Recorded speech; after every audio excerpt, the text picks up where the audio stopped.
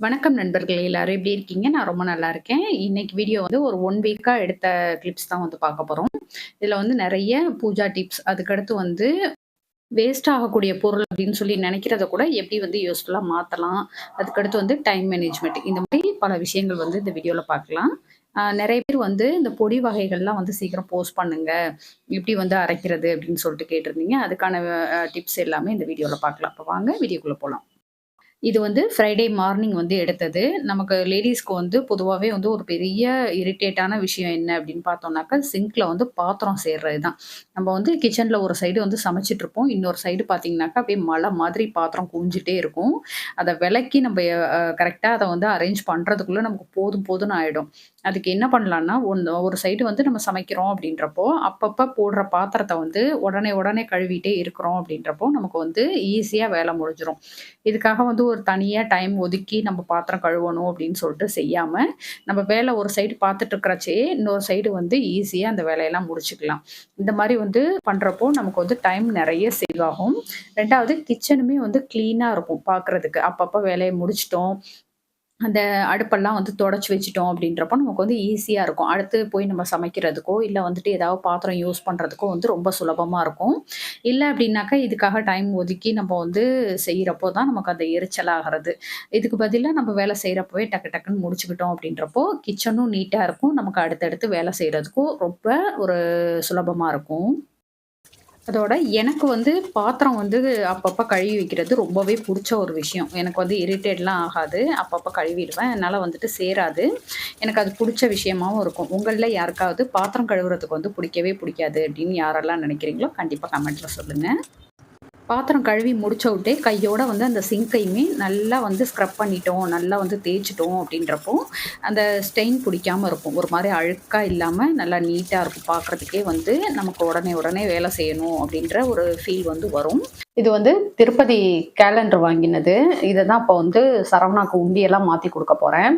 ஏன்னா, அவன் வந்து மண்ணுண்டியல் கேட்டுட்டு இருக்கான். அவன் அப்பப்ப அது வந்து கொஞ்சம் நெறஞ்சிருச்சுன்னாவே நான் வந்து உடைச்சிடுறேன். ஏதாவது வாங்கணும் அப்படின்றதுக்காக சொல்லிட்டே இருக்கான். அதனால வந்துட்டு தேவையில்லாம அத பணம் போட்டு வாங்கி குடுத்து, இப்ப சீக்கிரம் உடைச்சிடுறேன், உடைச்சிடுறேன்னு சொல்றானேன்னு சொல்லிட்டு, இப்ப இத வந்து உண்டியலா மாத்தி குடுக்க போறேன். நான் ஏற்கனவே இது மாரி ஒண்ணு வச்சிருப்பேன். நீங்க பார்த்துருப்பீங்க. அவன் பேர் கூட எழுதி வச்சுக்கிட்டான் பாருங்க. இப்ப இந்த மூடியில தான் வந்து நம்ப உண்டியல் மாரிக்கு செய்ய போறோம். அது தேவை அப்படின்னா கூட திறந்து எடுத்துக்குவான். என்ன பெரிய செலவு பண்ணிட போறான்? அவனுக்கு என்ன டாய் வாங்கணும்? அந்த மாரி தான் கேட்பான். அந்த டைம்ல வந்து அவன் சேவ் பண்ணி வச்ச பணத்த வந்து எடுத்துக்கிறதுக்கு வந்து யூஸ்ஃபுல்லா இருக்கும் அப்படின்றதுக்காக. அப்பதான் அவனுக்கு சேவ் பண்ண பணத்த எடுத்து செலவு பண்றப்ப தான் அவனுக்கு அதோடைய வலியும் தெரியும். சரி ஓகே இவ்வளோ நாள் சேவ் பண்ணிட்டு ஒரு பொம்மை வாங்குறதா அப்படின்ட்டு. அதுக்காக இத வந்து இப்போ உண்டியலா மாத்த போறோம். என்ன பண்றோம் என்னன்றத வந்து பார்க்கலாம். இப்ப இந்த மூடிய வந்து இது மாரி கழட்டி தனியா எடுத்துக்கலாம்.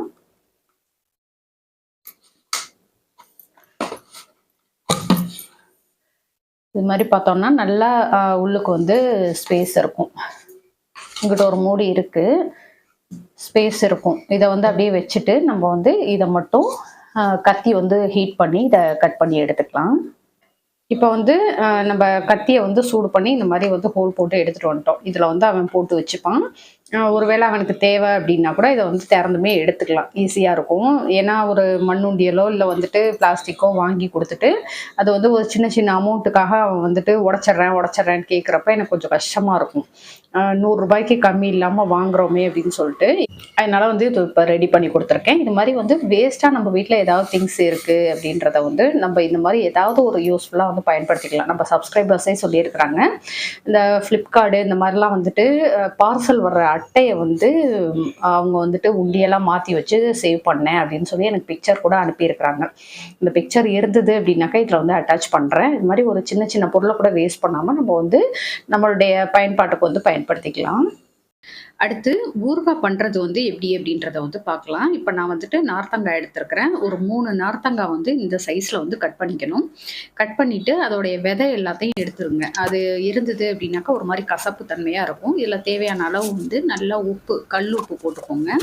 இது வந்து ஒரு 2, 3 நாளைக்கு வந்து வெயில்ல வச்சு எடுத்துக்கணும்.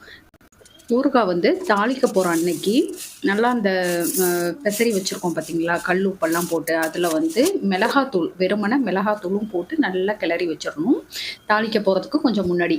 இப்போ வந்து தாளிக்கிறதுக்கு வந்து அடுப்பில் வாணலி வச்சுட்டு நல்லெண்ணெய் வந்து ஊற்றுக்கோங்க. 3 நார்த்தங்காய்க்கு வந்து நான் வந்துட்டு நல்லா ஒரு 1/4 லிட்டருக்கு மேலே ஒரு 300 350 கிராம் வந்து நல்லெண்ணெய் விட்டுக்கணும். அதில் வந்து ஒரு கைப்பிடி அளவுக்கு கடுகு, வெந்தயம் பொடியாக நுணுக்கி வச்சுருக்க வெந்தயம், அதுக்கடுத்து வந்து பெருங்காயத்தூள் இது மட்டும் தான் ஆட் பண்ணேன். ஆட் பண்ணிவிட்டு அப்படியே அடுப்பை வந்து ஆஃப் பண்ணிடணும். இப்போ எண்ணெய் வந்து நல்லா அந்த தாளிச்சதெல்லாம் வந்து சூடு ஆறுனதுக்கு அப்புறமேட்டுக்கு நம்ம ஏற்கனவே வந்து மிளகாத்தூள் போட்டு கிண்டி வச்சுருக்கோம் பார்த்தீங்களா, அதில் வந்து இதை ஆட் பண்ணிடணும். அதாவது இந்த எண்ணெயை வந்து கொட்டிட்டு நல்லா வந்து கிளறி விடணும்.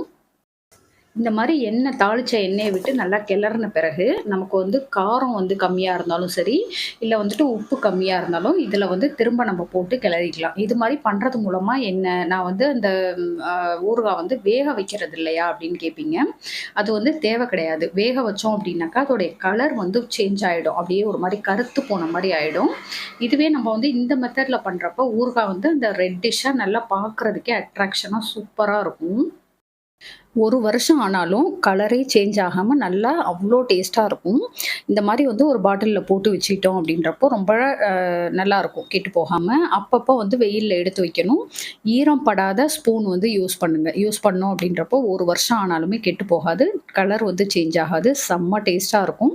கண்டிப்பா இது மாரி ட்ரை பண்ணி பாருங்க. ட்ரை பண்ணிட்டு எப்படி இருந்தது அப்படின்றத கமெண்ட்ல சொல்லுங்க. அதுக்கடுத்து பழைய சாதத்த வந்து வேஸ்ட் பண்ணாம, இதுலயுமே வந்து வடகம் பண்ண முடியும். ரொம்ப ரொம்ப டேஸ்ட்டா இருக்கும். நம்ம புளிக்குழம்புக்கா இருக்கட்டும், இல்ல பழைய சாதத்துக்கு வச்சு சாப்பிட்றதா இருக்கட்டும், சாம்பாருக்கு இந்த மாரி எல்லாத்துக்குமே வந்து இந்த வடகம் வந்து அவ்ளோ டேஸ்ட்டா இருக்கும். இது மாரி நம்ம வந்து மீந்து போற இந்த பழைய சாதத்த வந்து மிக்ஸி ஜார்ல போட்டு நல்லா வந்து இந்த மாரி நைஸா அரைச்சுக்கோங்க. தண்ணி விட்டுறாம அரைக்கணும். இதுல வந்து மிளகாத்தூள், அப்புறம் உப்பு, சீரகம் இது 3ம் போட்டு நல்லா பெசறிட்டு, அ கம்மியான அளவுல இருந்தது அப்படின்னாக்கா, இந்த மாரி ஒரு பிளேட்ல வந்து அப்படியே கிள்ளி கிள்ளி வச்சு, நல்லா வெயில்ல காய வச்சு ஒரு பாட்டில்ல போட்டு வச்சுக்கலாம்.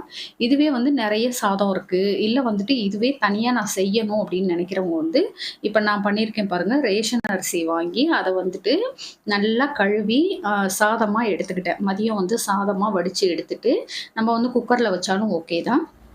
அத வந்துட்டு என்ன பண்ணலான்னா, நம்ப தண்ணி ஊத்தி வச்சுரணும். நைட்டு வந்து தண்ணி ஊத்தி வச்சுட்டு, மறுநாள் காலையில இந்த மாரி வந்து கொஞ்சமா இருக்கு அப்படின்ற பட்சத்தில மிக்ஸியில போட்டு எடுத்துக்கலாம். இல்ல அப்படின்னாக்கா கிரைண்டர்ல கூட போட்டு எடுத்துக்கலாம். எடுத்துட்டு இதிலேயே வந்து நம்ப மிளகாத்தூள், அதுக்கடுத்து வந்து சீரகம், இதிலேயே வெங்காயம் அரைச்சு போட்டு கூட செய்யலாம். வெங்காய வடகம்னு சொல்லிட்டு செம்ம டேஸ்ட்டா இருக்கும். பூண்டு அரைச்சு போட்டு பூண்டு வடகம்னு செய்யலாம். அதெல்லாம் வந்து டிஃப்ரெண்ட்டான டேஸ்ட்ல இருக்கும். ரொம்ப ரொம்ப டேஸ்ட்டா இருக்கும். இத வந்து இந்த மாரி கிள்ளி வைக்கிறதுக்கும் வச்சுக்கலாம். இல்ல அப்படின்னாக்க, நம்ம முறுக்கு புழியிற அந்த குழல்ல போட்டு கூட அப்படியே முறுக்கு ஷேப்ல வந்து அப்படியே பிழிஞ்சு பிழிஞ்சு வச்சுட்டோம் அப்படின்னாக்க, அது ஒரு டிஃப்ரெண்ட்டா இருக்கும். பசங்க வந்து விரும்பி சாப்பிடுவாங்க. ரொம்ப ரொம்ப டேஸ்ட்டா இருக்கும். நம்ம வந்து புளி சாதத்துக்கா இருக்கட்டும், இல்ல வந்துட்டு புளிக்குழம்பு, சாம்பார், ரசம் இது மாரி எல்லாத்துக்குமே வந்து நல்லாருக்கும். இந்த மாரி வந்து கண்டிப்பா ட்ரை பண்ணி பாருங்க. நம்ம வீட்ல வந்து மிச்சமாகுறது, ஏதோ ஒரு ஃபங்ஷனுக்கு போறோம், திடீர்னு சாதம் மிச்சமாயிடுச்சு அப்படின்னா, அது என்ன பண்றதுன்னு தெரியாது. ஒரு சிலர் சாப்பிடுவாங்க, ஒரு சிலர் வந்து சாப்பிடாம அது சாப்பிட முடியாது, சளி பிடிச்சுக்கும் அப்படியெல்லாம் சொல்லுவோம் இல்லையா? அந்த மாரி டைம்ல இந்த மாரி வந்து செஞ்சு வச்சுக்கலாம்.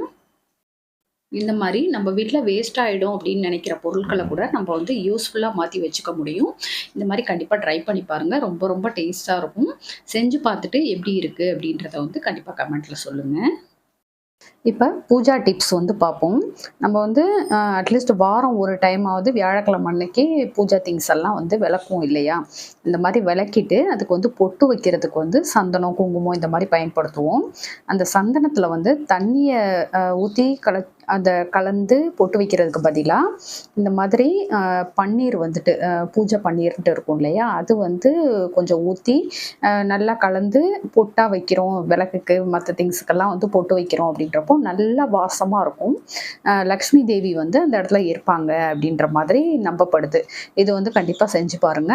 அதோட விளக்கேத்துறதுக்கு வந்து பஞ்சுத்திரி வந்து பயன்படுத்துங்க. பஞ்சுத்திரி அப்படின்றப்போ தான் அது வந்து நின்னு நிதானமா எரியும். அந்த அலக்கழிச்சிட்டே இருக்கும், ஆடிட்டே இருக்கும்.